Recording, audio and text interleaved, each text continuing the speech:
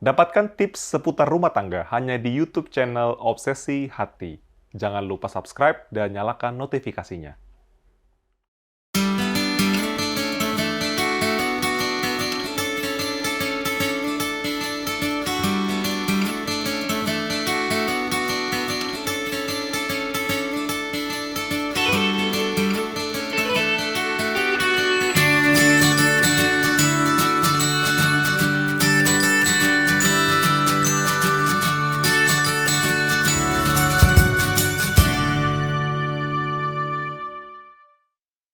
Shalom, Kembali lagi dalam program Obsesi Hati. obrolan seputar suami istri yang sehat dan rohani. Bersama dengan kami, keluarga pendeta muda Yosef Surahman Situmeang yang akan menemani pemirsa sekalian selama 1,5 jam ke depan. Dan juga kita akan membahas banyak pertanyaan yang tentunya akan dijawab dan materi-materi yang akan diberikan oleh keluarga pendeta Jonathan Kuntaraf. Benar sekali. Dan kali ini Obsesi Hati kita akan membahas satu topik yang mungkin beberapa waktu yang lalu ya saya sempat Iya. booming. Betul, dan sempat viral di media-media sosial Ya. dengan tema Dengan apa? Child Child Free Free Family. Nah, ini kan ngomongin tentang child free ini sebenarnya kalau kita yang umat Kristen akan bertanya-tanya, apakah kita bisa child free ya? Betul. Atau enggak? Soalnya ini kan kontra ya bagi banyak kalangan gitu. Nah, topik kali ini juga akan dibahas oleh keluarga pendeta Jonathan Kuntaraf. Tapi sebelum itu kita akan bacakan ayat tema kita dulu. Ayat tema kita terdapat dalam Kejadian 1 ayat 27 dan 28. Kejadian 1 ayat 27 dan 28.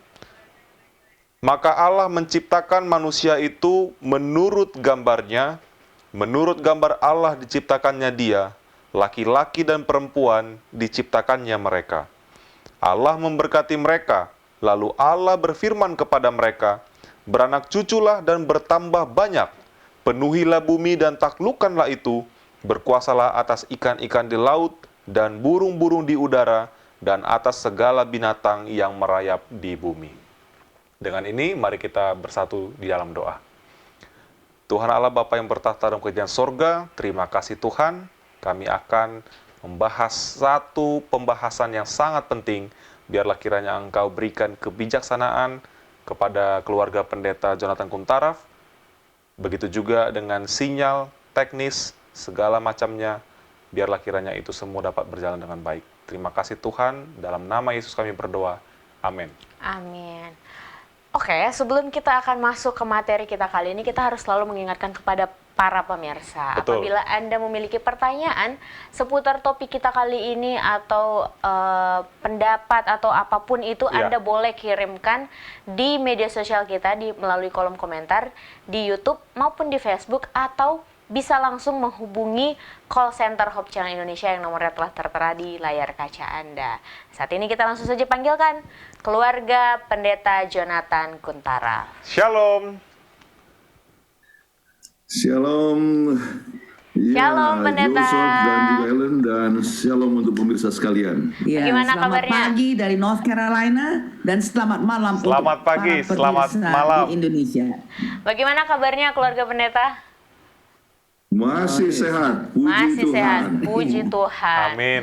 Amin. Oke pendeta, nah topik kita kali ini mengenai tentang child free ya, dan ini juga seperti yang sudah kami bahas tadi, ini sempat booming ya. Iya. Di beberapa waktu yang lalu ada sepasang keluarga muda yang sudah memilih untuk child free. Nah ini kan pro kontra sebenarnya pendeta dan Banyak Ibu tanggapan pendeta. yang Iya. negatif ya. Iya, Lebih mengenai- banyak yang kontra. Iya, banyak yang kontranya gitu. Nah, sekarang kita penasaran nih, materi tentang child free ini sebenarnya untuk keluarga tentunya apakah boleh atau tidak. Silakan pendeta dan ibu untuk menyampaikan materinya.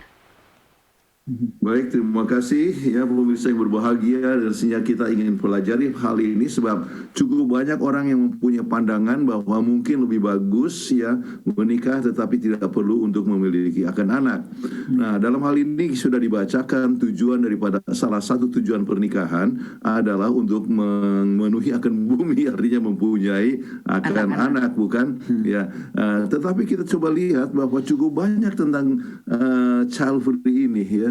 Yaitu kita coba lihat statistik ya apa yang telah terjadi dengan dunia ini ya. Kita lihat beberapa hal yang penting ya. 10 besar statistik child free secara sukarela untuk tahun 2022. Kita lihat bahwa 17% wanita kulit putih tidak memiliki anak karena pilihan mereka. Ya. Dan kita punya teman juga, dia katakan saya tidak mau, saya setiap bulan pergi ke dokter untuk memastikan saya tidak akan punya anak. Oke. Kemudian tingkat tanpa anak di antara wanita berusia 40 tahun tertinggi di Spanyol sekitar 21,6 dan terendah di Turki 4,5 yang memang mereka tidak mempunyai anak. Ya, statistik pasangan tanpa anak di Inggris mengungkapkan bahwa 20% wanita Inggris berusia 40-an tidak memiliki anak. Mereka lebih mementingkan karir daripada anak. Dan di Inggris misalnya sekitar 90% yang tergabung dalam komunitas LGBT ya tidak memiliki anak. Ya. Statistik tanpa anak sukarela mengungkapkan bahwa 22% wanita tanpa anak memiliki gelar master. Jadi mereka senang sebagai career woman. Ya, kemudian kita dapatkan lebih lanjut ya, 54% yang diteliti berpikir bahwa orang tua harus pergi berlibur tanpa anak ya, mereka pada acara-acara khusus. Ya, 57% rumah tangga Amerika yang tidak memiliki anak-anak. Jadi itu cukup tinggi sekali, 57% ya yang tidak memiliki anak ya. Di antara generasi baby boomer ya, hampir 20% tingkat orang yang menua sendirian ya tanpa anak. Dan mereka bangga. Saya katakan, ada teman saya katakan, oh saya punya suami sudah 93 tahun dan kami hanya berdua tidak punya anak. Mereka merasa senang. It's okay, we are just together katanya. Okay. Jadi itulah statistik pasangan di Amerika Serikat tanpa anak menunjukkan kenaikan dari 10% menjadi sekitar 20% antara pertengahan 70-an dan pertengahan 1900-an. Oke. Kemudian lebih dari 1 juta orang tanpa anak berusia di atas 65 tahun berisiko lebih tinggi terhadap kesehatan yang buruk dan kemiskinan. Ini dikatakan banyak di antara mereka tidak punya anak, kemudian mereka ya kesehatannya buruk, tetapi juga mempunyai masalah kemiskinan. Ya. Ya. Salah satu penelitian tahun 2022 di Indonesia dikatakan bahwa 5-20% wanita terutama yang bertempat tinggal di perkotaan ya, jadi city ya, urban, memutuskan untuk menjadi child free family dengan alasan-alasan tertentu. Oke, dan ini berbicara tentang Indonesia ya. Jadi kita lihat bahwa penerimaan konsep child free di Indonesia disebabkan kenyataan bahwa child free tidak bertentangan dengan agama. Jadi mereka kata, agama tidak melarang ya. Kenapa kita harus bermasalah? Dosia itu adalah pro kontra dan kita akan coba lihat bersama-sama. Oke. Nah, apakah betul bahwa mereka itu merasa bahwa mereka itu dapat merasa lebih berbahagia kalau tidak punya anak? Nah, inilah yang kita lihat dari gambar ini, yaitu Dr. Jackie Gap. Dia adalah dari Open University. Jadi banyak orang salah percaya bahwa tidak memiliki anak dan depresi berjalan beriringan. Tetapi para peneliti dari The Open University menemukan bahwa pasangan yang tidak memiliki anak memiliki pernikahan yang lebih bahagia. Mereka evaluasi 5.000 individu. Jadi bukan satu studi yang kecil, tapi studi yang cukup besar dari berbagai usia, status mereka dan orientasi seksual yang berbeda. Ternyata para individu yang tidak memiliki anak merasa lebih dihargai oleh pasangannya jika mereka memiliki konsep child free family. Nah, kemudian apa yang dikatakan oleh Dr. Jackie Gaps, ya, dikatakan penulis laporan mengatakan bahwa tanpa tekanan sebagai orang tua, pasangan memberikan lebih banyak energi untuk menjaga hubungan mereka tetap hidup dan berkembang ya. Jadi kembali ini ada sebagian penelitian yang mengatakan demikian bahwa mereka lebih berbahagia. Ya. Nah sekarang mengapa sampai orang itu mengambil keputusan untuk child free? Ya, misalnya mereka tidak punya gagasan memiliki anak atau dipengaruhi oleh sikap pribadi, pengalaman masa kecil atau orang lain yang memiliki anak. Jadi mereka rasa saya waktu kecil pun begini, jadi saya tidak senang untuk membesarkan anak lagi sekarang. Oke. Beberapa orang tidak menyukai cara anak-anak mengubah kehidupan orang tua. Iya, Jadi betul ya. Coba bayangkan ya, kita biasanya tidur enak-enak, tapi sudah punya anak, dia ngompol malam-malam, dia nangis karena mungkin lagi lapar, harus menyusui, harus ganti popor. Jadi kehidupan orang tua akan dirubah oleh sebab adanya anak. Jadi kemudian salah satu sebab mengapa mereka mau child free adalah agar lebih dekat dengan pasangan dan menjaga agar tetap romantis. Ya. Mereka merindukan kehidupan yang romantis selalu. Kalau gitu tidak perlu punya anak. Ya. Biaya menjadi orang tua mungkin terlalu membebani banyak orang, sehingga orang ini memutuskan untuk memangkas biaya dan menghindari membesarkan anak-anak sama sekali. Sebab cobalah sekolah. Ya, kalau sampai ke dokteran sampai 1 tahun aja 40.000 US. Ya, jadi itu kan mahal banget. Jadi itu 40.000 waktu dulu 20 tahun yang lalu waktu anak kami masuk ke dokteran. Ya. Jadi mereka rasa lebih bagus kita tidak punya anak. Ya. Jadi kemudian adanya pasangan yang sudah menikah dan memiliki hobi bepergian dan bekerja keras untuk mempertahankan akan hobi tersebut, mereka senang keliling ya. Jadi tidak terganggu sama anak-anak. Jadi mereka pikir lebih bagus jangan punya anak. Ada pasangan membutuhkan waktu luang untuk pergi mendaki atau bersantai di tepi pantai yang semuanya mungkin tidak akan tercapai dengan kehadiran anak-anak di sekitar mereka. Bagaimana mau mendaki? Bagaimana mau ini? Ya. Jadi ini beberapa sebab. Alasan, ya. Jadi kesimpulan tentang hal ini adalah statistik tanpa anak sukarela ini mengungkapkan bahwa memilih untuk bebas anak menjadi lebih umum tidak hanya di Amerika tetapi juga di seluruh dunia. Ini yang kita bisa dapatkan. Kemudian sekarang dari barat itu menuju juga ke Indonesia. Jadi di sini konsep child free itu bukan saja di dunia barat, tapi sudah sampai ke Indonesia, sama seperti dikatakan tadi oleh kita Ellen ya. Sejarawan Dr. Rachel Crustil dari Washington Post menyebutkan kalau child free memiliki perbedaan arti di masa lalu. Diartikan sebagai para wanita sudah menikah atau belum yang tidak ingin membesarkan anak. Hal ini pernah menjadi kelaziman di perkotaan dan perdesaan Eropa pada awal tahun 1500-an. Biasanya terjadi pada perempuan yang memilih berkarya dibanding menikah muda seperti kebiasaan perempuan saat itu. Ya, jadi dengan perkembangannya akan zaman ya, kemudian keputusan child free itu ditandai dengan menurunnya angka kelahiran terjadi pada kurun 1800-an di Eropa dan Amerika Serikat. Dan ini disebabkan karena pesatnya industri. Ya, dan pertumbuhan ekonomi. Jadi para perempuan sudah masuk industri sehingga cenderung menyaman hidup sendiri karena sudah memenuhi standar kehidupan yang lebih baik ya, dan mereka tidak merasa perlu untuk mempunyai anak ya. Dan sekalipun sudah menikah, keputusan child free tetap tidak bergoyah ya. Itulah keputusan daripada dunia. Dari banyak orang ya. Jadi sekarang waktu keputusan child free meningkat di barat pada kurun 1800-an, di Indonesia tidak sedemikian karena adanya filosofi banyak anak banyak rezeki yang berawal dari masa kultur stem cell ya, atau tanam paksa yang terjadi pada tahun 1830 1870 ya. Jadi akibatnya penduduk bumi mempunyai anak banyak yang berarti tenaga kerja yang juga bertambah dan semakin banyak para keuntungan yang didapat. Coba bayangkan ya, kalau saya ingat waktu saat bekerja dulu di Amerika ya, satu keluarga punya 8 anak ya. Jadi saya dapatkan petik apel, saya hanya dapat gaji untuk 1 orang, dia untuk 10 orang dalam ya. 1 jam. Dalam 1 jam. Luar biasa sekali. Jadi banyak anak banyak rezeki. Kemudian sekarang kita coba lihat lebih lanjut alasan child free family yang umum sekarang ini ya. Pertama yang pertama adalah keuangan. alasan keuangan. Iya.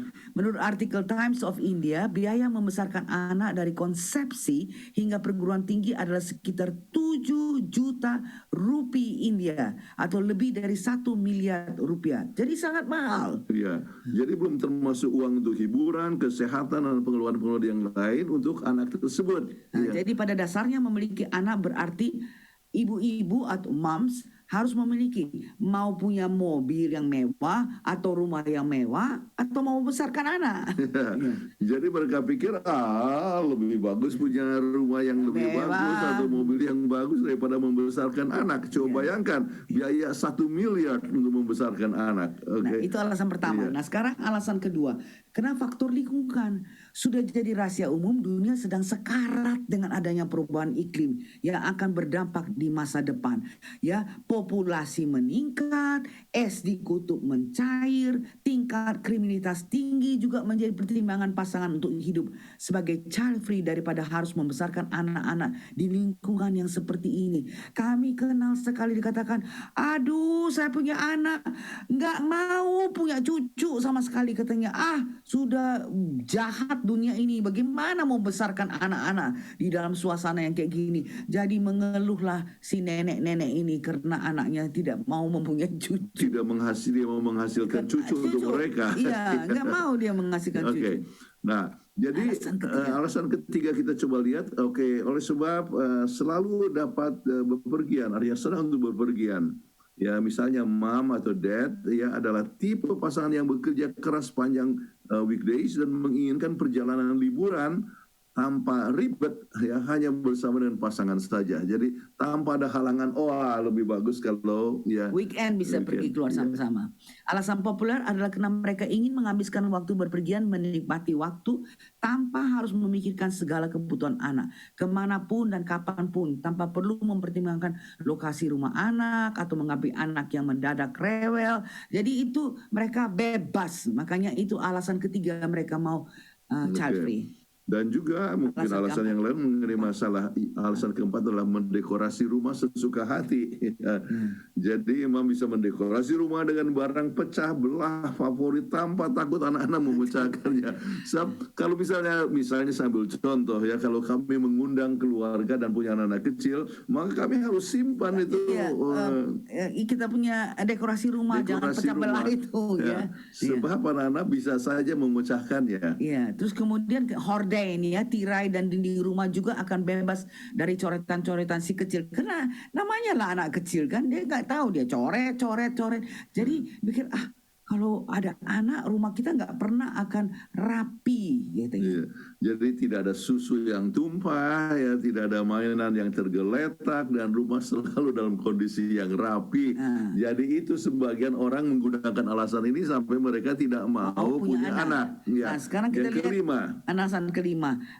Kalau nggak punya anak bisa tidur nyenyak, kan nggak diganggu-ganggu, nangis-nangis, rewel, minta minum, tukar popok dan sebagainya. Jadi mam bisa mendapatkan tidur yang cukup dan bahkan tertidur di sofa sambil menonton acara TV favorit tanpa khawatir, dia santai-santai saja. Jadi itulah alasannya untuk tidak punya anak. Kemudian seks di mana saja dan kapan saja, ya ini merupakan salah satu alasan untuk child free, karena mereka berpotensi menghambat kehidupan pernikahan suami istri hingga tidak memungkinkan menikmati hubungan seks kapan dan di mana saja. Jadi ini alasan yang keenam. Ya. Nah sekarang kita mau coba lihat untung atau tidak kalau kita punya anak. Ya, kita sebutkan tadi bahwa kenapa orang tidak mempunyai anak.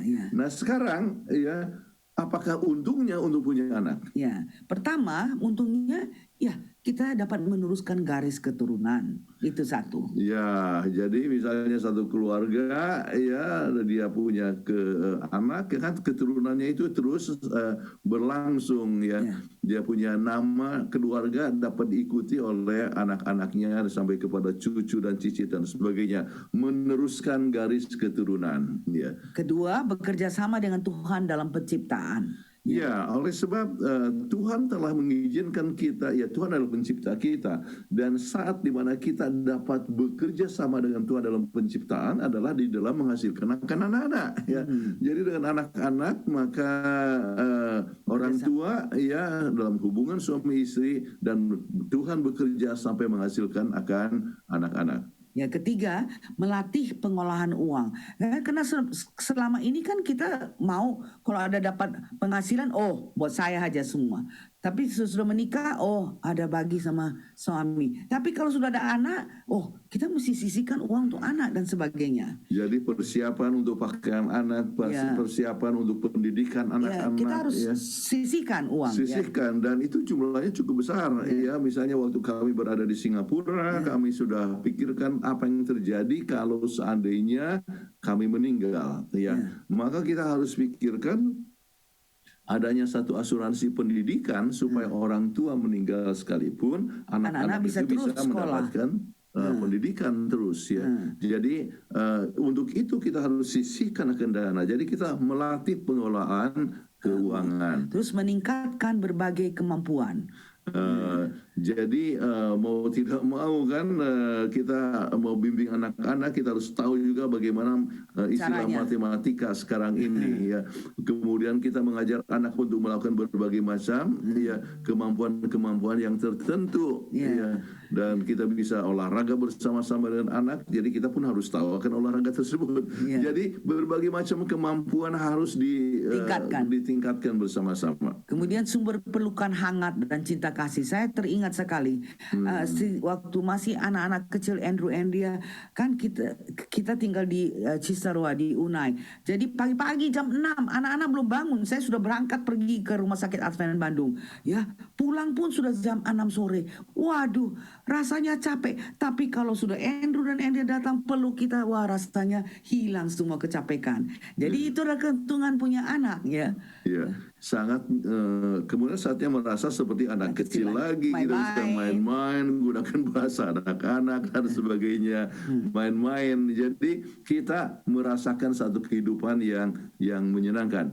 Nah, kemudian juga belajar menjadi pribadi yang tidak egois, ya. Tidak pikirkan diri kalau sendiri. tanpa anak, ya, kadang-kadang kita pikirkan hanya Diri sendiri. kepentingan orang tua saja, bukan? Tetapi sekarang kita memikirkan akan anak-anak kita, ya. Jadi kita belajar untuk tidak egois. Ya, kemudian keuntungan punya anak. Yang ke-8 kita lihat kita belajar melalui tantangan baru. Setiap hari ada challenge dari anak-anak ini. Dan setiap hari kita belajar bagaimana menghadapi anak yang mungkin tidak mau mengikut kita punya pemikiran, tidak mau ikut kita punya instruksi. Nah, caranya bagaimana? Kita harus belajar mengandai. Bukan seperti dulu, kalau anak-anak kalau salah, waduh dicubitin. Sekarang kan kita tidak boleh. Anak kalau ada salah, time out. Jangan kita pakai kekerasan. Sebab kalau kita pakai kekerasan, nanti itu akan diteruskan di dalam keluarga dari anak ini. Jadi kita selalu belajar. Jadi tantangan baru selalu ada. Ya, memiliki teman baru. Ya, anak-anak adalah teman kita ya untuk jalan-jalan dan sebagainya. Tetapi bukan hanya itu, ya, waktu pergi ke sekolah, maka kita ketemu juga dengan orang tua daripada anak-anak. Ya,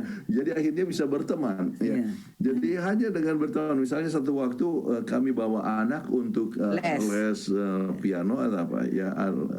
Jadi kami kemudian ketemu dengan ada kami selalu kan pakai baju batik ya. Jadi bilang, tante pakai baju batik dari Indonesia ya. Oh, jadi kami berkenalan sama dia. Akhirnya dia bilang dia ada orang tuanya. Saya bilang, oh panggillah orang tuanya makan di rumah.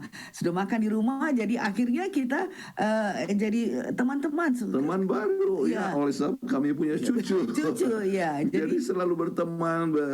Kemudian kebetulan dia adalah mantan dosen dari Universitas Indonesia ya. Jadi berbagi pandangan-pandangan kehidupan dan sebagainya. Jadi akhirnya sama-sama kami ke Bible Study Indonesia. Ya.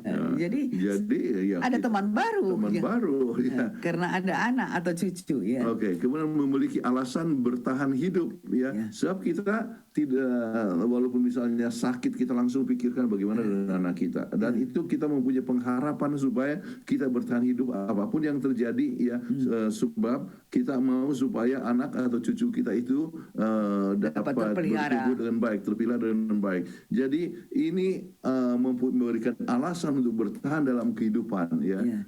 Kemudian yang ke-11, keuntungan punya anak, kita nggak pernah rasa kesepian. Kalau sudah datang anak, datang cucu, waduh, rasanya ramai banget. Iya, sedap sekali. Walaupun mereka bikin kotor, Iya, kotor rumah. main-mainan itu berada di mana-mana, tetapi ya dengan senang kita merasa lebih bagus. Kita ada Rumah yang nggak rapi daripada tidak punya anak. Ya. Terus mempunyai pengharapan di hari tua. Ya, itulah. Kita pikirkan di hari tua ya ada teman, ada yang mungkin menjaga atau berkunjung ya dan sebagainya. Ya, itu hal yang sangat penting sekali untuk mempunyai anak. Ya. Nah, sekarang kita mau coba lihat apakah sebetulnya tujuan pernikahan menurut Alkitab ya. Ya. Nah, kita lihat pertama, ya kita baca menggenapi rencana Allah atau refleksi gambar Allah. Kalau kita baca dalam Kejadian 1 ayat 27 dikatakan, maka Allah menciptakan manusia itu menurut gambarnya. Ya, jadi refleksi gambar Allah lah makanya Tuhan menciptakan manusia. Menurut gambar Allah diciptakannya dia, laki-laki dan perempuan diciptakannya mereka. Nah, apa maksudnya dengan gambar Allah? Ya, gambar Allah itu kita lihat saja dari sini ya. Waktu Tuhan mengatakan marilah kita mengadakan ya menjadikan manusia. Kata kita itu menunjukkan sesuatu ya satu unit ya. Bukan Jadi bukan hanya one person, yaitu adalah satu unit ya.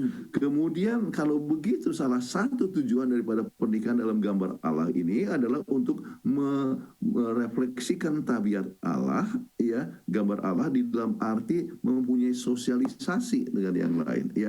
Kemudian itu termasuk di dalam mempunyai tabiat yang mengasihi ya, tidak egois ya, tidak mementingkan diri ya, tetapi memberikan kasih satu sama lain. Kalau hidup sendiri itu mempunyai kecenderungan untuk egois, tetapi dengan adanya pernikahan maka orang belajar untuk merefleksikan gambar Allah yang tidak mementingkan diri ya. Baik, kemudian kedua, rencana tetap menggenapi rencana Allah, yaitu adanya satu kesatuan ya. Apa yang dikatakan dalam Kejadian 2:24? Sebab itu seorang laki-laki akan meninggalkan ayahnya dan ibunya dan bersatu dengan istrinya sehingga keduanya menjadi satu daging. Jadi menjadi satu daging ya, tinggalkan orang tua. Jadi itu merupakan satu hubungan yang paling erat di dunia ini ya. Jadi tidak ada yang lebih erat daripada hubungan suami istri. Sama seperti dua kertas yang sudah dilem menjadi satu ya. Demikianlah hubungan suami istri. Sebab itu tidak boleh seorang laki-laki mempunyai hubungan yang lebih erat kepada orang lain, daripada teman istrinya, atau saudara atau orang tuanya sekalipun, daripada istrinya. Setiap istri juga tidak boleh punya hubungan yang lebih erat dengan orang lain, siapapun dia ya, daripada dengan suaminya. Jadi hubungan erat itulah yang sangat penting sekali dalam keluarga, yaitu kesatuan. Malahan nggak boleh mempunyai hubungan yang erat dengan begitu hebat sampai sama anak lebih erat daripada kepada suaminya. Iya. Jadi memang betul-betul satu kesatuan. Oke, kemudian alasan ketiga kenapa tujuan pernikahan menurut Alkitab. Ya, untuk memenuhi bumi, yaitu prokreasi atau meneruskan generasi. Ya. Itulah yang dikatakan dalam Kejadian 1:28. Allah memberkati mereka, lalu Allah berfirman kepada mereka, beranak, cuculah dan bertambah banyak, penuhilah bumi ini. Jadi ini merupakan salah satu tujuan daripada pernikahan, yaitu untuk melipat gandakan akan penduduk bumi. Penduduk bumi ya.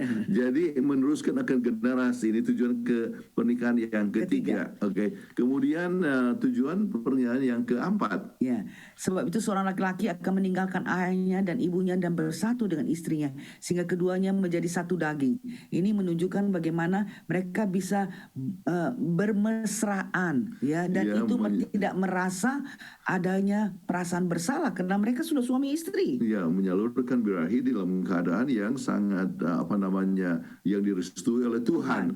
Ini kita coba lihat salah satu misalnya dalam Amsal 5 ayat 18 dan 19.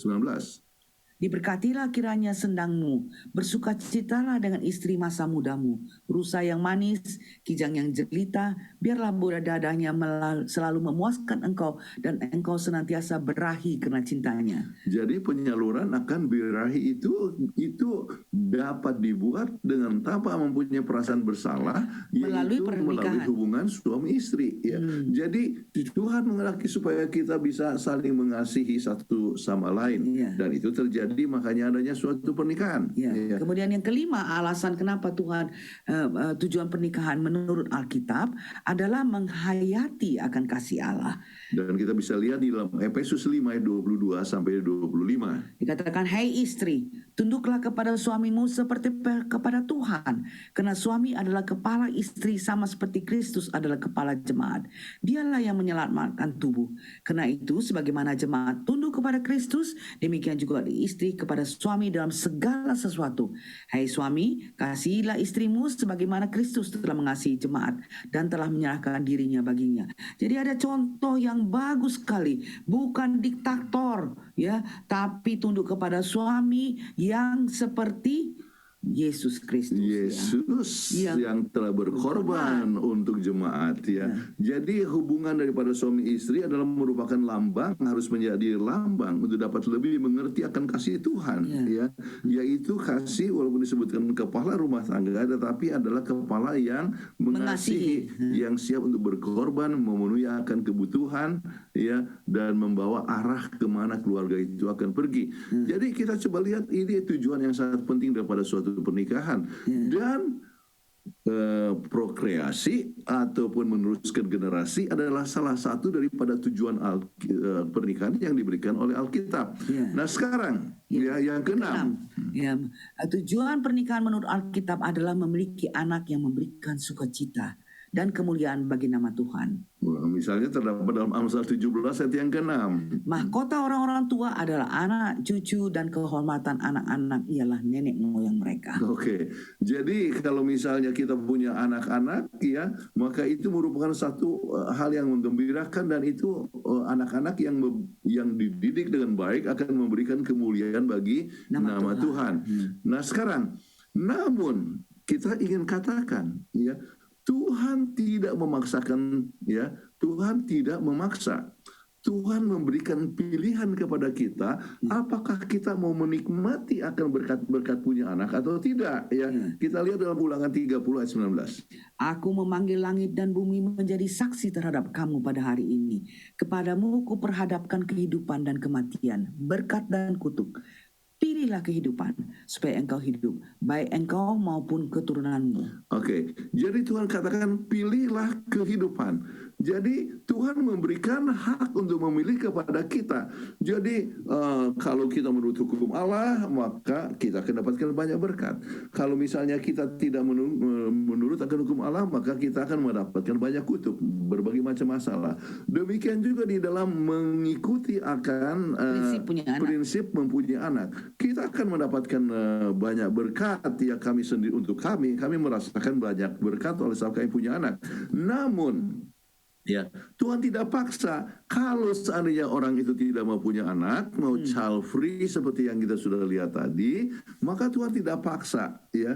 Mungkin dengan cara demikian mereka akan merasa senang, tetapi ada paling sedikit 6 berkat pernikahan tadi, ada yang cukup banyak berkat yang kita bisa kehilangan. Oke. Jadi kesimpulan yang kita mau coba berikan adalah sebagai berikut. Tuhan merindukan kebahagiaan manusia. Jadi itulah sebabnya Tuhan memberikan akan Hawa kepada Adam, ya, supaya berbahagia untuk menikmati begitu banyak berkat-berkat dalam suatu pernikahan. Nah, kemudian Tuhan juga memberikan banyak berkat yang kita akan terima dan nikmati kalau kita punya anak. Iya. Jadi banyak sekali. Ya memang betul repot, ya. Repot, kita harus repot. berkorban, tetapi kita dapat menikmati senangnya, ya, dapat berpelukan dengan anak dan sebagainya. Itu adalah suatu berkat. Ya. Namun Tuhan tidak memaksa manusia. Inilah hebatnya Tuhan. Tuhan memberikan free will. Jadi masing-masing bisa memilih mau punya anak atau nggak punya anak.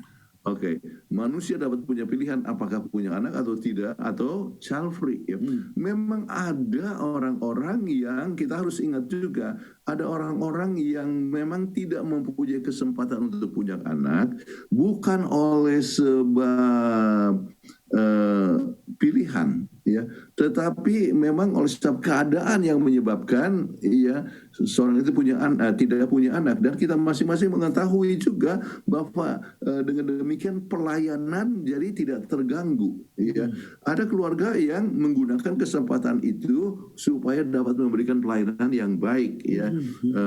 Bahkan ada orang yang tidak menikah, ya, kemudian memberikan pelayanan yang sangat baik sekali sebagai seorang yang single, ya, menjadi misionaris, ya, kemana saja dengan tidak, sama seperti Rasul Paulus, ya, tidak punya keluarga dan dia bisa pergi kemana-mana. Ada satu karunia yang disebut celibacy, yaitu karunia untuk hidup sendiri. Untuk hidup sendiri. Ya. Ada yang demikian. Namun kalau seandainya kita ada kesempatan untuk menikah, mungkin juga ada orang yang memilih child free. Memilih untuk child free, maka ada pelayanan yang dapat dibuat oleh mereka yang child free, ya. Namun kalau seandainya kita punya anak, ya, maka itu pun merupakan satu sumber sukacita dan seluruh anggota keluarga juga ikut bisa dalam memberikan pelayanan. Baik, saya rasa itulah pelajaran kita yang kami dapat berikan. Baik. Terima kasih Pendeta dan Ibu Pendeta untuk materi yang sudah disampaikan. Jadi kita tadi sudah dengar ya, ada pandangan dari Pendeta dan juga Ibu Pendeta alasan kenapa kita harus memilih child free, dengan alasan juga kenapa kita harus memiliki anak. Betul. Gitu. Tapi tidak lepas dari, tadi saya tertarik dengan slide kedua terakhir, Tuhan tidak memaksa. Jadi ada pilihan diberikan kepada kita ya, untuk memutuskan apakah kita child free ataupun kita memiliki anak. Nah, karena topik kita ini pro kontra ya. Yeah. Jadi kami mengundang kepada para pemirsa sekalian, apabila Anda memiliki pertanyaan seputar topik kita kali ini, Anda boleh kirimkan pertanyaan Anda di media sosial kita, di kolom komentar, di YouTube maupun di Facebook, atau bisa langsung menghubungi call center Hope Channel Indonesia yang nomornya telah tertera di layar kaca Anda. Tapi sebelum kita masuk ke segmen selanjutnya, kita akan menyaksikan iklan yang satu ini. BTW ini nih, tadi kan kita fotoan terus ini hasilnya. Lu lebih prefer foto yang terang atau foto yang gelap? Yang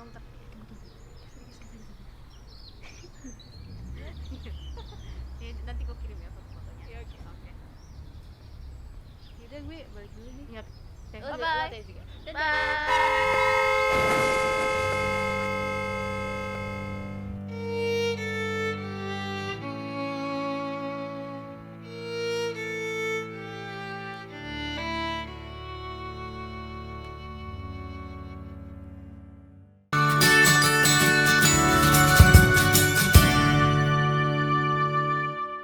Kembali lagi di Obsesi Hati. Kok canggung, Pak? Soalnya agak menegangkan ini pembahasannya, ya kan? Diulang lagi. Oke, kembali lagi di Obsesi Hati. Nah gitu, supaya pemirsa yang nonton juga, gitu. Pembahasan tentang child free ini selalu menimbulkan pro kontra ya. Iya, betul. Khususnya bagi pasangan yang kayak kita nih baru, tapi belum ada garis dua, itu udah pada resah tuh nanya kan, Iya.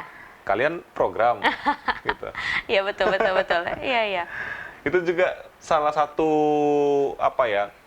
momok buat pasangan-pasangan baru, khususnya yang udah 2, 3 tahun, 5 tahun, bahkan kalau mungkin 1-2 tahun masih oke. Iya, Cuman mungkin di atasnya itu sudah mulai banyak pertanyaan. Betul. Gitu kan.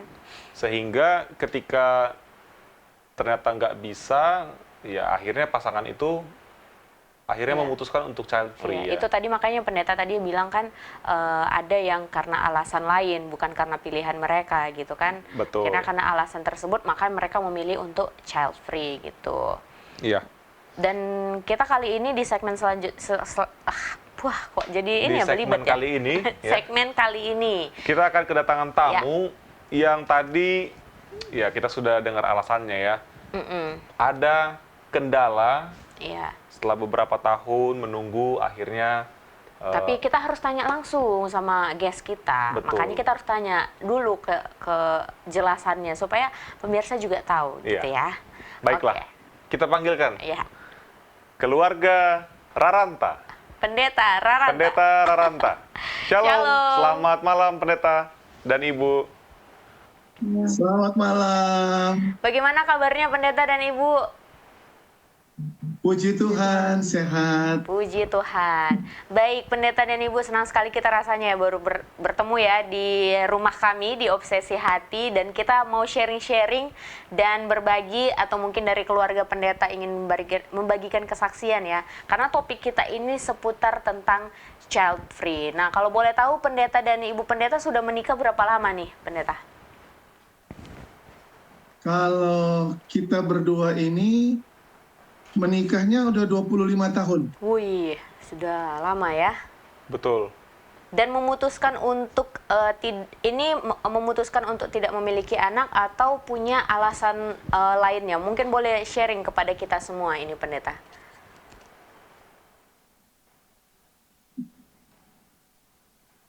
Ya. Shalom Pendeta. Oke, terima kasih. Oke. Jadi sebelum nanti kita dua ini masih pacaran sampai sekarang. Wih. Jadi sebelum istri saya nanti jawab, selama pernikahan kami itu kami justru merindukan ada anak, dan usaha untuk ke arah situ sudah dilakukan. Tetapi itulah yang kata orang, rezekinya belum kena. Jadi sampai sekarang ya kita dua masih lanjut pacarannya di 25 tahun pernikahan. Begitu. Oke. Kira-kira apa tantangan terbesar yang Pendeta dan Ibu alami saat menunggu anak, atau dari internal keluarga, apa kira-kira Suka dukanya ya? iya betul yang menjadi tekanan terbesar? Apakah dari pendeta, dari tetangga? Silakan Pendeta. Atau dari keluarga? Oke, jadi justru yang jadi tekanan terbesar itu adalah dari kita berdua. Karena untuk sekian tahun lamanya mengharapkan untuk bisa ada Raranta Junior di rumah kita, tapi sepertinya tidak muncul-muncul. Dan ada satu kerinduan seperti ada sesuatu yang hilang di dalam kita punya kehidupan. Jadi ya di awal-awal itu seperti itu menjadi satu beban yang seakan-akan kita dua tidak terima. Apalagi orang tua minta supaya ada cucu, kemudian keluarga tanya ini itu, dan itu menjadi satu tekanan yang luar biasa di awal pernikahan kami. Lalu lantas ini kan karena tadi Pendeta juga sudah sempat bilang, sudah 25 tahun ya menikah, dan itu bukan waktu yang singkat. Sudah Itu sudah cukup lama. Lantas bagaimana menanggapi kata-kata dari orang gitu kan? Karena pasti itu akan ada aja itu ya Pendeta dan Ibu, apalagi karena saya juga akan merasakan karena kalau wanita itu lebih sensitif kan dengan hal itu. Mungkin Pendeta atau Ibu Pendeta boleh sharing nggak gimana cara menanggapi kata-kata atau perkataan orang-orang yang masuk ke telinga kita? Iya, silakan. Jadi waktu pertama kali, dari awal-awalnya waktu baru 1-2 tahun kita menikah, kita anggap itu biasa aja. Tidak punya anak, kita pikir oh mungkin nanti. Pas 5 tahun ke atas, kayaknya udah berasa banget. Masalahnya kan kita ini keluarga pendeta. Iya. Kita keluarga pendeta biasanya menghadiri acara workers meeting, rapat pendeta-pendeta bersama suami istri, keluarga lah. Dan di situ kita terasa bangetnya begini, kan pas dipisah ibu pendeta dan istri pisah, di situ ada ibu-ibu pendeta bawa anak-anak. Terus kita terasa banget langsung tersentuh begini. Tekanannya di situ, Tuhan, kok saya nggak ada anak. Tapi dengan berjalannya waktu, dengan kehidupan yang kita jalani, kita bisa, ya kita terima aja lah. Syukuri aja apa yang Tuhan kasih. Kita berdua ada anak, tidak ada anak, ya kita jalani aja.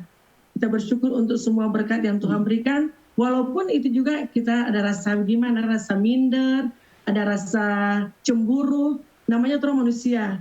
Kita ini manusia, perasaan begitu pasti ada lah. Tapi sampai sekarang puji Tuhan, Tuhan begitu baik, banyak cara yang Tuhan tolong bagi kami keluarga. Sampai 25 tahun kami boleh menikmati dan kami boleh bersyukur walaupun kami tidak memiliki anak kandung, tapi kami memiliki anak yang banyak. Amin, Puji ya Tuhan. betul banyak ya. Oke, mungkin kita tanya dulu dengan keluarga Pendeta Kuntaraf ya, pendapat atau mungkin bisa memberikan masukan pendeta karena ini kan 25 tahun. Walaupun memang sudah dilewati, tapi mungkin bisa dibagikan kepada keluarga Pendeta Raranta bagaimana menanggapi kata-kata orang yang kadang walaupun kita sudah biasa tapi kan pasti ada rasa aduh gitu. Silakan pendeta dan Ibu. Memang itu satu hal yang sangat berat ya. Namun kalau kita percaya kepada Tuhan sepenuhnya ya, kita akan tetap menerima ya, sama seperti apa yang dialami oleh pendeta dan Ibu Raranta ya, menerima bahwa rupanya Tuhan punya suatu rencana yang lain ya. Jadi dalam kenyataannya bahwa ternyata oleh sebab Ibu Raranta ini adalah kepala panti asuhan dengan anaknya sekarang ada 53 orang. Rupanya ini satu hal yang luar biasa. Itu berarti bahwa Tuhan itu mempunyai suatu rencana yang luar biasa ya. Jadi keadaan itu atau pelayanan untuk melayani 53 anak itu akan lebih terbatas kalau seandainya punya anak sendiri ya. Dan jadi kembali percaya kepada Tuhan, menerima keadaan yang ada dan menerima bahwa Tuhan punya rencana ya untuk kita masing-masing. Ya, saya teringat sekali waktu kita sama-sama dengan pendeta Raranta di Jogja ya. Waktu itu ada seminar, saya sangat terharu karena dibeli sedikit aja oleh-oleh untuk anak-anak itu. Aduh, saya pikir inilah betul-betul pemimpin panti asuhan yang penuh dengan kasih sayang.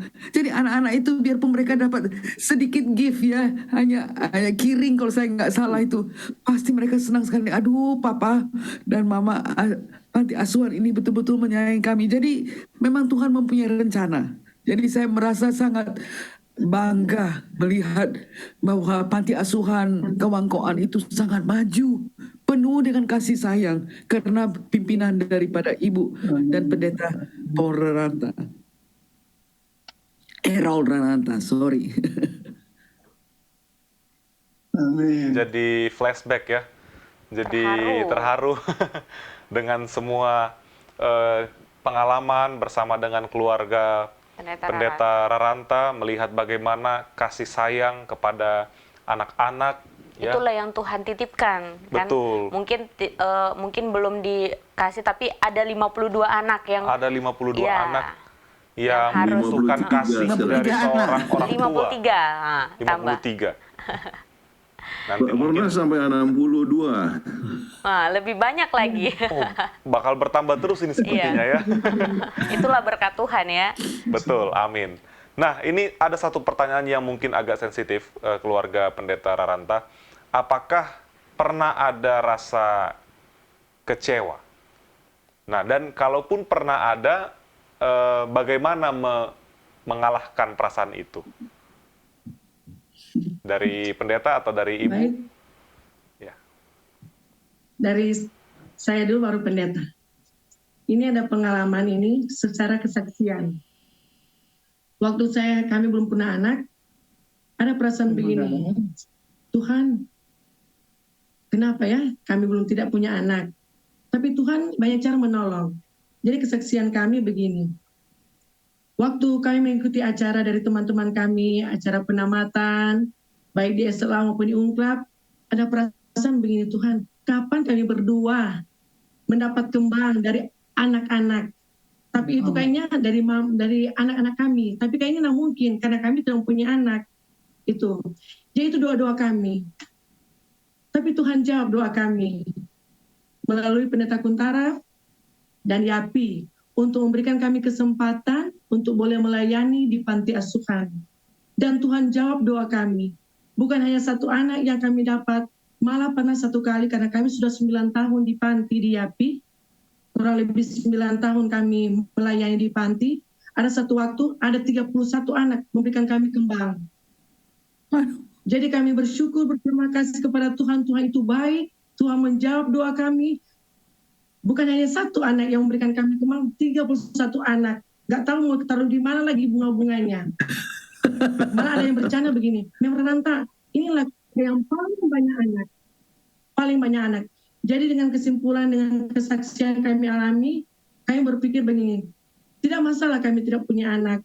Banyak cara yang Tuhan tolong bagi kami untuk boleh menolong anak-anak yang Tuhan percayakan, Tuhan titipkan di atas dunia ini yang mungkin tidak memiliki orang tua atau memiliki orang tua yang tidak bisa mengurus anak. Kamilah Tuhan titip untuk boleh menjadi berkat bagi anak-anak di panti asuhan.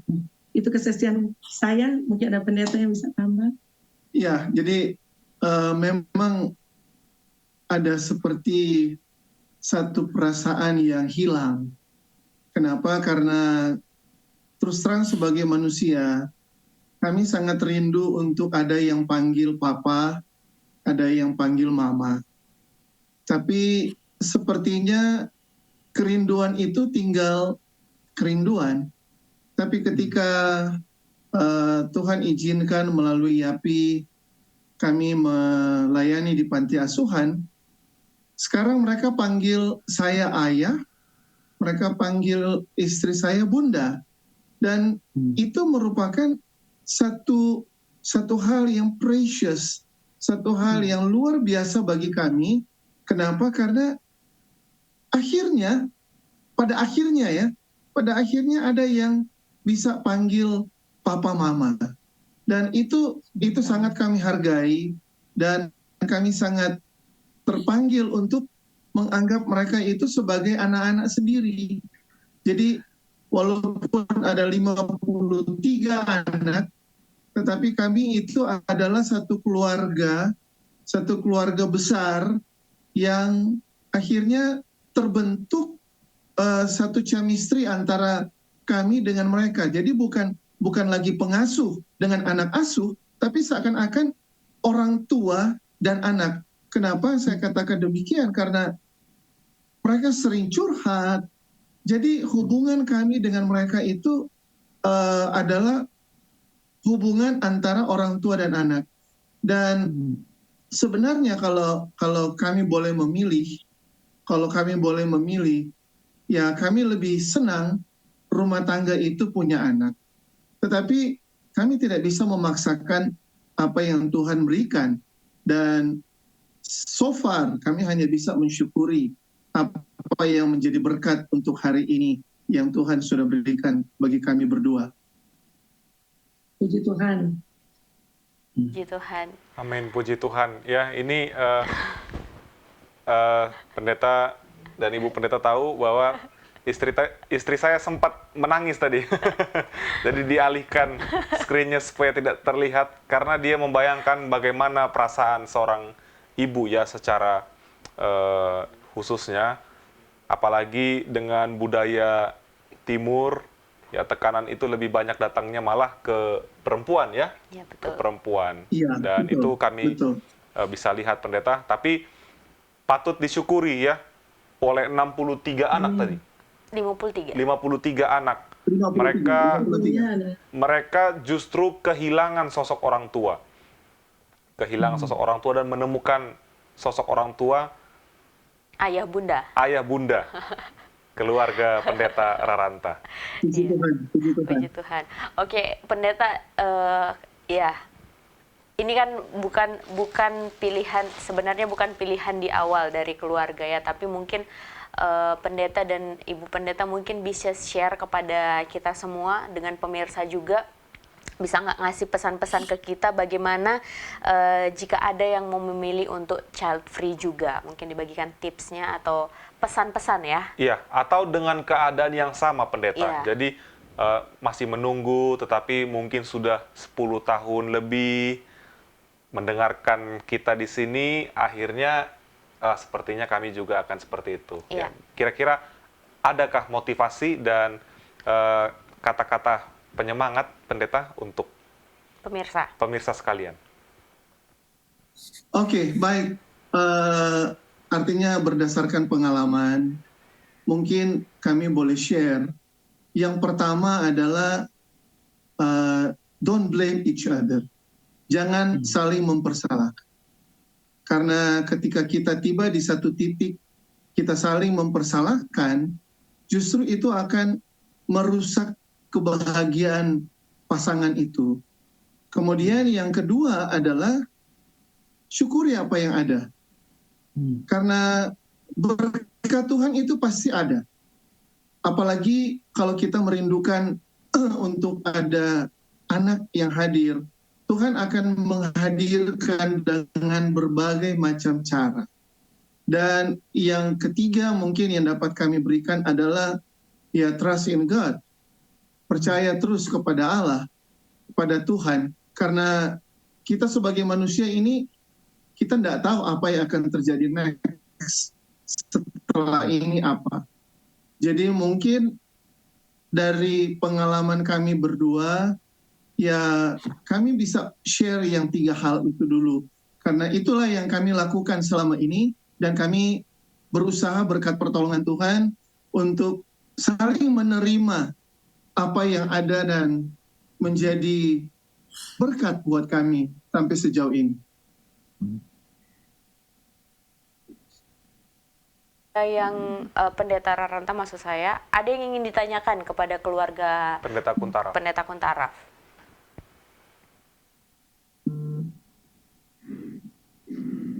Seputar tentang materi kita ini?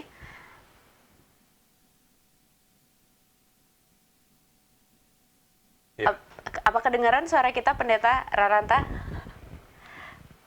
Atau respon dari keluarga Pendeta Kuntaraf? Sorry, audionya lagi ada gangguan. Bagaimana? Oke, ini terakhir Pendeta sebelum kita akan berpisah, mungkin dari keluarga Pendeta Raranta, apakah ada hal yang ingin ditanyakan seputar tentang materi kita kepada keluarga Pendeta Kuntaraf?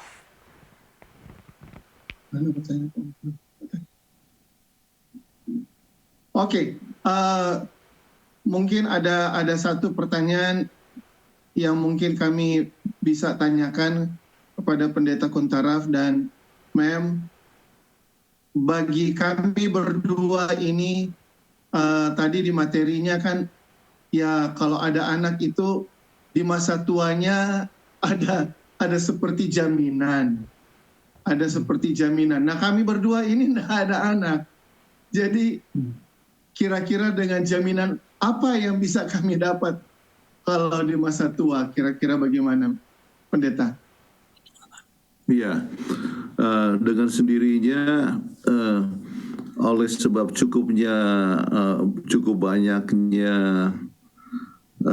akan anak-anak di panti asuhan, ya, itu pun boleh merupakan suatu jaminan kebahagiaan ke masa depan, ya. Saya mengenal akan anak-anak panti asuhan, misalnya ada satu ibu, ya, di Hajai, Thailand, okay. Dia seorang dokter, ya, Dokter Twinstra, ya. Dia juga suka untuk membesarkan anak menjadi anak angkat dan sebagainya, ya. Jadi dia membuat ini panti asuhan, kemudian sampai kepada hari tua itu menjadi satu sumber sukacita kepada dia, sebab anak-anak yang dididiknya itu, ya, menjadi dokter-dokter, ya, menjadi perawat, menjadi dokter gigi, ya. Dan Dokter Twinstra itu sudah meninggal. Panti asuhan itu tetap berjalan terus, ya, dengan didukung oleh anak-anak yang dulu diasuhnya dan sekarang menjadi orang-orang yang sangat kuat secara ekonomi, ya, yang mendukung akan panti asuhan tersebut. Ya. Nah, jadi itu sampai kepada hari tua itu sukacita mendapatkan apa namanya berkat-berkat orang yang selalu dekat, ya, dan memberikan dukungan kepada kita di hari tua. Saya sendiri bukan sebagai kepala panti asuhan, jadi hubungan dengan anak panti asuhan itu tidak terlalu dekat. Tetapi ya, oleh sebab banyak di antara panti asuhan itu mengenal bahwa kami mendukung anak-anak panti asuhan, termasuk dalam memberikan pendidikan mereka. Sampai banyak di antara mereka itu yang tamat dari perguruan tinggi, ya, sampai mungkin sekitar 90 orang sekarang yang tamat dari universitas, ya. Sebagian menulis kepada kami walaupun direct, ya, walaupun kami tidak langsung jadi kepala panti asuhan, mereka menulis, ya, bagaimana ceritakan pengalaman mereka sekarang. Mereka sudah sukses kan, ya, sebagai pendeta atau sebagai guru, kepala sekolah, ya. Kemudian banyak yang menulis. Itu pun merupakan satu kebahagiaan kepada kami di hari tua. Apalagi yang jadi kepala asrama secara langsung, artinya kepala panti asuhan secara langsung. Itu direct, ya. Itu lebih berbahagia lagi karena mempunyai hasil yang dilihat. Bayangkan sampai 31 orang kasih bunga itu sampai nggak tahu mau digantungkan di mana. Itu tidak luar biasa. Tidak pernah kita akan merasakan itu. Seperti Koni, itu sangat hebat. Jadi itu adalah berkat yang Tuhan berikan. Saya ingat saya pernah menghadiri akan wisuda dari UNAI, ya. Kemudian beberapa orang dari anak panti asuhan itu juga tamat sarjana dari UNAI, dan saya juga dapatkan banyak bunga-bunga. Tapi nggak sampai 31. Tapi tidak sampai 31. Ya.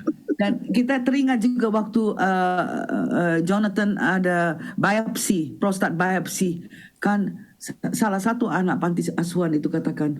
Jadi begini, dia bilang, Pak, saya tidak punya lagi bapak, ya. Bapak adalah bapak saya, tolong sembuh, ya. Waktu itu saya dalam keadaan yang memang hampir mati, ya. Oleh sebab temperatur saya sudah 41 derajat, tekanan darah sudah 70/40, ya. Dan sudah benar-benar dikasih air supaya bisa naik tekanan darahnya sampai jadi congestive heart failure. Jadi sudah akhirnya kena sudah congestive heart failure. Jadi dikasihlah air untuk mengeluarkan air, akibatnya saya menjadi electrolyte imbalance. Ini semua bisa menyebabkan saya tidur sampai Yesus datang. Tetapi tulisan daripada seorang anak panti asuhan kepada saya, ya, dibilang, tolong baik Pak, ya. Sembuh ya Pak. Sembuh ya, Bapak adalah Bapak saya tidak punya Bapak lagi. Ya, Tuhan dengar doanya. Jadi akan banyak yang berdoa untuk Bapak Pendeta Raranta dan Ibu Raranta, ya. Iya. Itu satu berkat yang luar biasa. Jadi Tuhan itu punya planning buat couple kamu orang, ya, Pendeta Raranta dan Ibu Raranta yang begitu take care of these orphans with full of love. Itu adalah satu kebahagiaan. Baik. Amin. Puji Tuhan. Dan kita juga akan mendoakan keluarga Pendeta Raranta, ya, supaya sukacita itu semakin penuh, dan tentunya dari semua anak-anak yang diasuh pasti akan mendoakan pendeta dan ibu. Ya. Nanti kita akan bertemu lagi, ya, pendeta dan keluarga, di episode Obsesi Hati dengan topik yang tentunya tidak kalah menarik. Sampai jumpa, sehat selalu. Sehat selalu, keluarga Pendeta Raranta, Ibu Pendeta. Terima kasih. Terima kasih. Bye-bye.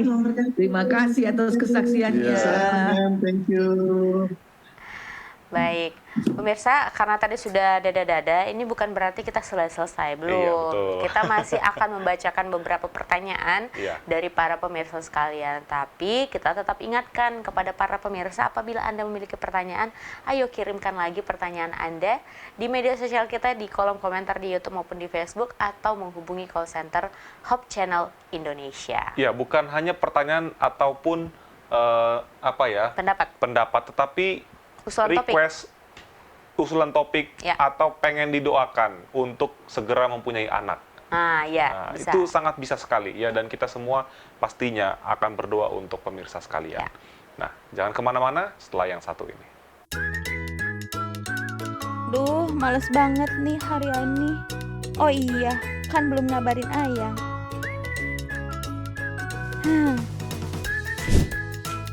Enak banget. Lupa belum ngabarin Ayang. Berdoa dulu ah. Duh, udah telat banget nih. Aduh, lupa nih belum ngabarin Ayang. Berdoa dulu. Tunggu, mau ngabarin Ayang dulu ya. Duh, kerjaan banyak banget sih.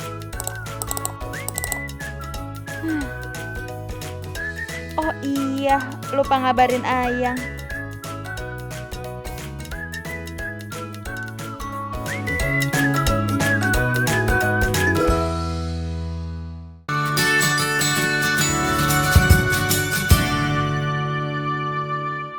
Kita kembali lagi dalam Obsesi Hati. Wih, semangat banget, Pak. Iya dong, tadi kita ini ya terbawa suasana Dan tegang juga agak ya. serius, tegang. Nah, sekarang udah lebih lebih lega. lega. Ada dapat masukan-masukan dapat ya. masukan-masukan, dukungan, semangat, dan tentunya doa dari pemirsa sekalian. Iya, benar sekali.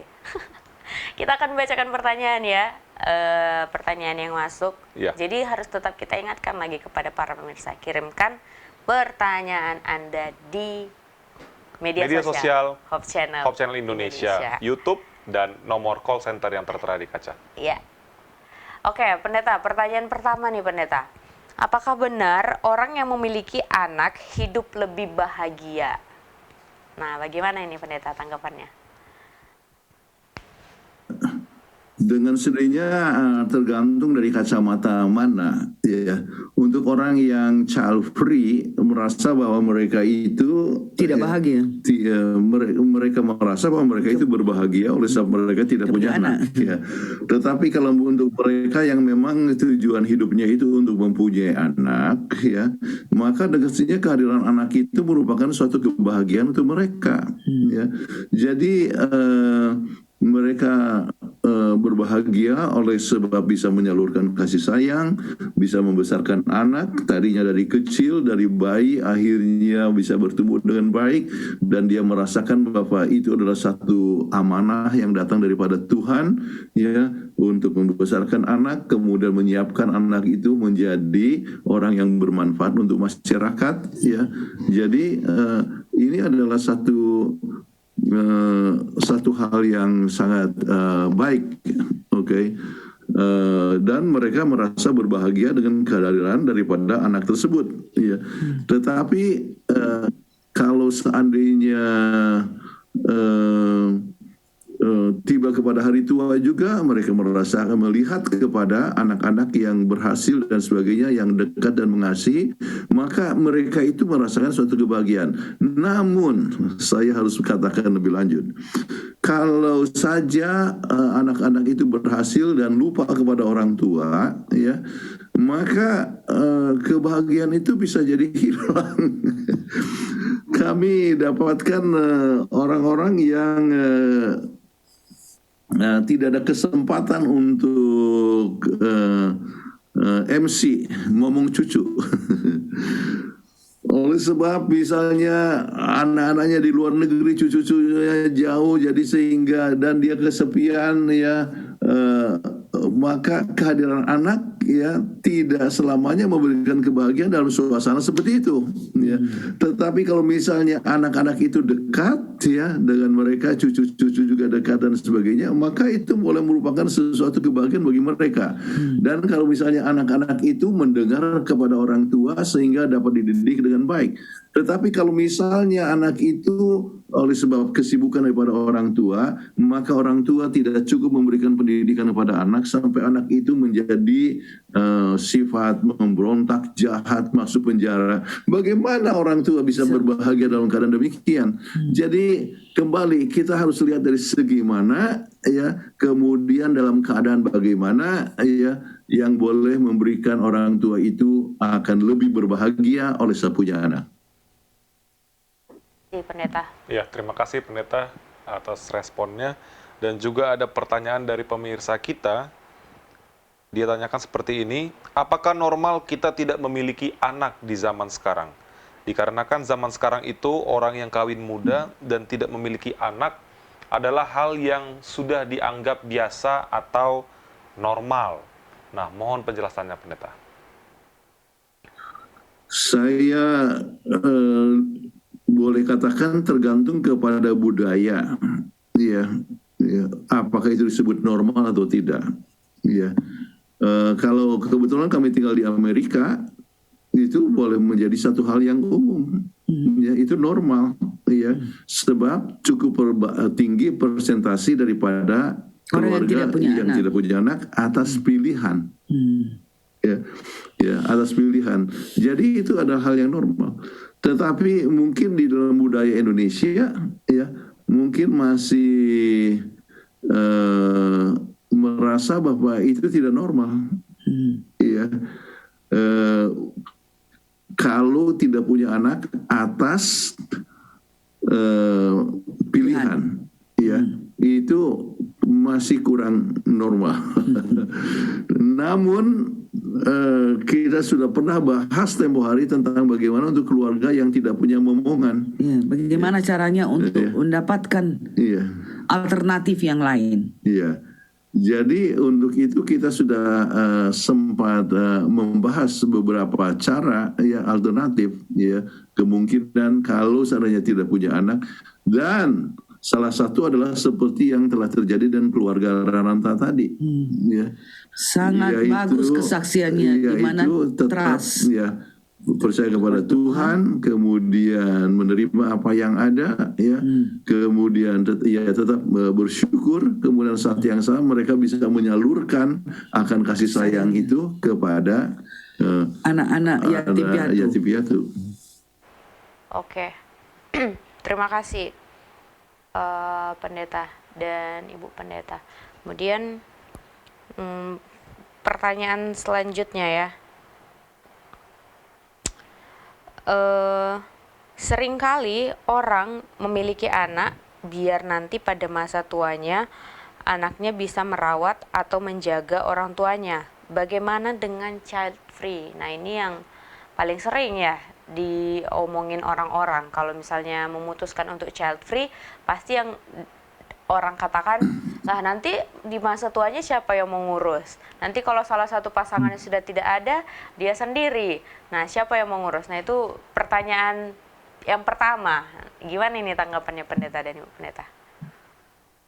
Nah, kembali itu adalah merupakan salah satu resiko daripada child free. Ya, namun banyak yang mempunyai jawaban dengan mengatakan, toh saya punya keponakan, ya, saya sayang kepada keponakan saya dan keponakan saya pun sayang kepada saya. Jadi biarlah mereka yang akan ikut memperhatikan kami. Ya, jadi dengan sendirinya agak berbeda dengan anak, ya. Namun suasananya akan tertolong lah. Ya, tertolong. Ya, sebagian. Ya. Sebenarnya tadi kan Pendeta sudah sempat singgung bahwa tergantung budayanya gitu kan. Kalau di Indonesia ya memang child free itu masih sangat kontra banget ya. Iya, karena kita masih memegang hal-hal yang konservatif ya. Iya, khususnya betul. tadi yang di ayat inti yang sudah kita bacakan. Bener. Berarti sebenarnya ya pendeta ya, kalau misalnya ada keluarga yang memutuskan untuk child free ya, di luar dari kendalanya mungkin seperti keluarga pendeta Ranta tadi karena ada satu dan lain hal, tapi ini keluarga muda dia sudah memutuskan untuk child free nih. Lebih baik tidak usah harus diumbar ya pendeta ya, atau mungkin ketika ditanya, contoh ya, ibaratnya kami berdua sudah memutuskan untuk child free. Ini contoh pendeta. Contoh pendeta dan ibu. Enggak benar-beneran ya. Iya. Enggak benar-benar. Enggak benar-benar. Jadi kita berdua memutuskan untuk child free. Apakah dengan budaya kita sekarang lebih baik kita berbohong? Enggak, ya kita sementara menunggu, ya doain aja. Padahal sebenarnya kita sudah memutuskan. Misalnya ada yang tanya, kira-kira jawabannya gimana pendeta? Soalnya banyak keluarga-keluarga muda yang katakan kalau mereka bilang kami lebih memilih untuk tidak punya anak, itu malah diserang. Diserang ya benar, karena kan sesuai tadi pendeta bilang budaya kan. Nah jadi bagaimana mungkin tanggapan ya, kami ini pertanyaan dari mewakili yang memutuskan untuk child free ya. Tanggapan kita bagaimana menanggapi pertanyaan tersebut gitu pendeta? Saya rasa ya kalau misalnya mengatakan bahwa Tuhan belum kasih ya, padahal memang itu adalah pilihannya ya, maka itu sudah ngebohong ya. Jadi saya merasa lebih bagus untuk berterus terang, untuk katakan ya kami tidak rencana untuk punya anak. Terus terang saja ya. Kemudian kalau orang coba menyerang dan sebagainya, ya terima kasih untuk pandangannya ya. Ya kami mempunyai pandangan yang lain ya. Tetapi dengan sendirinya pandangan dari orang lain bisa saja menjadi satu pemicu sehingga mereka bisa jadi rubah pikiran. Jadi orang bisa bebas memberikan pandangan kan ya. Jadi Anda harus saya percaya orang yang mau memilih untuk child free harus berterus terang untuk child free. Ya. Dan pandangan dari orang lain ya bisa saja merubah pandangan atau bisa juga menyebabkan dia tetap bertahan dan dia bertahan sesuai dengan keyakinannya. Ya sama seperti saya katakan sebelumnya bahwa saya ada satu teman, tapi memang bukan di Indonesia. Dia sampai setiap bulan periksa kepada dokter, bukan supaya punya anak, periksa supaya dia jangan punya anak. Jadi memang betul-betul keputusannya untuk child free. Jadi tergantung kepada, ya itulah untungnya Tuhan itu tidak memaksa. Kita mempunyai freedom of choice. Dan satu pertanyaan lagi buat Mem dan Sir. Ada pertanyaan, apakah keluarga yang memilih untuk child free itu termasuk keputusan yang egois? Nah, bagaimana ini, Pendeta? Ya, tergantung kepada alasan mengapa dia itu memilih untuk child free. Ya. Jadi kalau child free untuk supaya senang, tidak kurang biaya, ya, kemudian dia bisa lakukan apa saja tanpa gangguan anak, ya, maka itu bisa menjadi satu keputusan yang egois, ya. Namun kalau tidak rencana punya anak, supaya giat di dalam pelayanan, ya, mereka selalu mau pergi ke pedalaman Papua, ya, atau dia mau masuk ke pedalaman Kalimantan dan sebagainya supaya melayani tanpa kegangguan, ya, itulah sebabnya tidak rencana untuk punya anak. Ya, oleh sebab jiwa misioneri pelayanan, maka itu tidak disebut egois. Ya, itu adalah memang dia ingin untuk memberikan kasih sayang kepada orang lain dan mereka siap untuk menyangkal dirinya untuk tidak punya anak. Jadi kembali tidak bisa ini kita menghakimi akan orang. Motivasi kenapa seorang itu child free, ya, harus ditinjau dari berbagai macam situasi. Ya. Kan Tuhan sudah bilang nggak boleh kita menghakimi. Akan ada 1000 tahun di mana kita akan jadi judge. Jadi jangan kita ambil waktu itu lebih cepat untuk menghakimi orang. Betul. Baik, terima kasih. Ya, sudah tidak terasa ya, ternyata waktu begitu cepat berlalu dan ada beberapa pertanyaan yang kita harus tahan karena kita harus segera berpisah. Tetapi untuk sebelumnya ya, Pemirsa jangan kecewa. pemirsa jangan kecewa ya, karena tentu akan ada pembahasan-pembahasan lain di part-part lain yang kita akan buat ya. Baik, kesimpulan dan doa tutup sekaligus dari Sir dan Mem. Baik, untuk kesimpulannya, Tuhan itu adalah Tuhan yang agung dan mengasihi kita masing-masing. Ya, jadi Tuhan mencintai kita dan dalam kasih-Nya Tuhan mempunyai rencana sebetulnya kepada manusia untuk bisa meneruskan generasinya. Ya, dan mempunyai anak adalah sesuatu berkat. Ya, dan kita bisa berpartisipasi di dalam procreation, ya, dalam menciptakan, meneruskan akan generasi, bekerja sama dengan Tuhan, dan itu boleh menjadi satu sumber kebahagiaan kepada kita. Oleh sebab walaupun kita harus berkorban, ya, mengeluarkan banyak biaya, waktu, tenaga, pikiran, ya, untuk membesarkan anak, namun itu adalah satu sumber kebahagiaan dalam masa anak kecil atau dewasa ataupun sesudah kita menjadi tua. Namun kembali, Tuhan itu tidak pernah memaksa. Kalau seandainya orang mau memilih untuk child free, ya, maka ia akan menanggung risiko kehilangan berkat-berkat tersebut. Namun, ya, ia mungkin merasa mempunyai berkat yang lain, yaitu dia bisa rasa bebas. Ya. Jadi dalam segala situasi, biarlah kita boleh tetap bergantung kepada Tuhan dan menggunakan kehidupan kita hanya untuk kemuliaan bagi nama Tuhan. Baik, kita sama-sama berdoa. Kathleen akan tutup dalam doa. Marilah sama-sama kita berdoa. Bapa kami yang bertahta dalam kerajaan surga, terima kasih Tuhan telah memberikan kepada kami kesempatan untuk memberikan presentasi mengenai child free family. Tuhan, kami telah memberitakan bagaimana keuntungannya maupun juga kerugiannya. Dan apakah bagus untuk mempunyai anak ataukah bagus untuk memutuskan untuk mengadakan suatu child free family. Biarlah kami masing-masing sebagai orang tua, sebagai nenek, kakek bisa memberikan kesempatan bagi anak-anak ataupun cucu kami untuk mempunyai keputusan tersendiri, dan biarlah jangan kami menghakimi, sebab Tuhan mengetahui mana yang terbaik bagi mereka. Sebagaimana kami sudah mempunyai tamu, pendeta Reranta dan Koni istrinya, yang Tuhan sudah memberikan berkat yang terlalu besar sehingga mereka dapat, meskipun tidak mempunyai anak-anak sendiri tetapi mempunyai anak di panti asuhan melayani. Biarlah juga kami jangan menghakimi orang yang mau mengambil keputusan untuk child free. Biarlah Tuhan memberkati kami masing-masing dalam segala perkara supaya kami dapat menjadi suatu berkat bagi sesama manusia. Terima kasih Engkau telah mendengarkan doa kami. Kami serahkan ini demi nama Kristus Juru Selamat dan Penebus kami.